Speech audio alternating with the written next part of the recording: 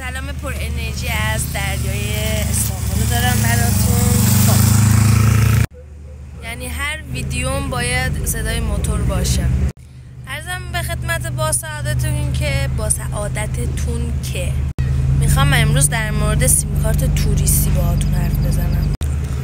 سیم کارت توریستی سیم کارتیه که شما پاسپورتتون رو به یکی از شعبه های ما چجوری همراه اول ایرانسل داریم، مال اینا هم ودافون تویکست اینا اسمشه. خب پاسپورتتون رو میبریم میدیم به اونجا و میگین که من یه سیم کارت توریستی میخوام. اما خب این سیم کارت شرایط خاص خودشو داره.